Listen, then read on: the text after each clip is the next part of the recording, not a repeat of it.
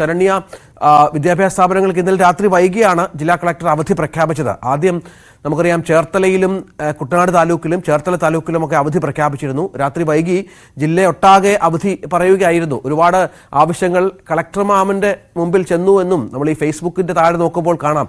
ഒരുപാട് റിക്വസ്റ്റുകൾ ചെന്നു അവധി തരണം എന്ന് പറഞ്ഞ്. അതിന്റെ അടിസ്ഥാനത്തിൽ മാത്രമാണോ അതോ കാര്യമായ മഴയുണ്ടോ ജില്ലയിലുടനീളം?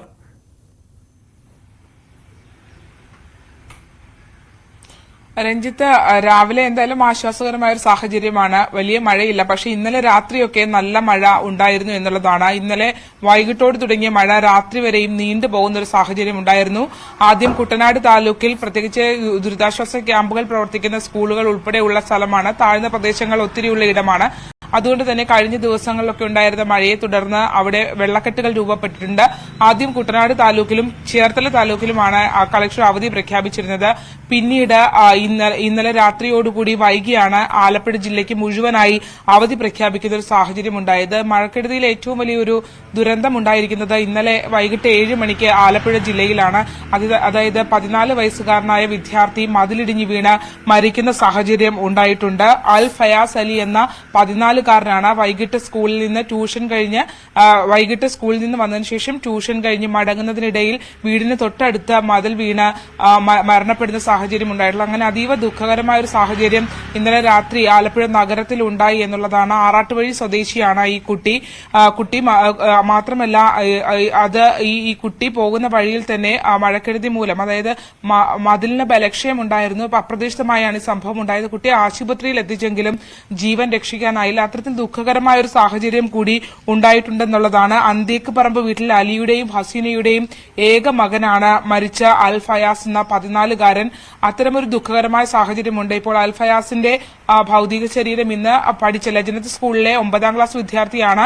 അവിടെ പൊതുദർശനം അടക്കമുള്ള കാര്യങ്ങൾ ഉണ്ട് എന്ന് പറയുന്നു. അങ്ങനെ ഒരു ദുഃഖകരമായ സാഹചര്യം കൂടി ആലപ്പുഴ ജില്ലയിൽ ഉണ്ട് എന്നുള്ളതാണ്. പ്രത്യേകിച്ച് ഇന്നലെ രാത്രിയിലെ ഈ മഴ കനത്തതോടുകൂടി അവധിയൊക്കെ പ്രഖ്യാപിക്കാനും ഒരു പ്രധാന കാരണം ഈ കുട്ടിയുടെ മരണവും ഒക്കെയാണ് എന്നുള്ളതാണ്.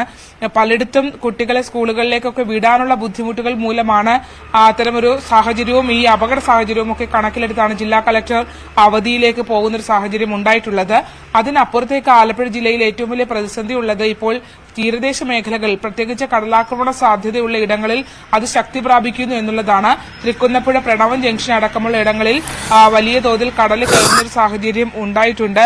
അവിടെ പലയിടങ്ങളിലും ജനങ്ങളുടെ പ്രതിഷേധവും ഒക്കെയുണ്ട്. അത്തരത്തിൽ കടലാക്രമണ ബാധിത മേഖലകൾ ഉണ്ട് എന്നും ഉള്ളതും ജില്ലയെ സംബന്ധിച്ചിടത്തോളം, പ്രത്യേകിച്ച് തീരദേശം കൂടുതലായുള്ള ഒരു ജില്ലയാണ്.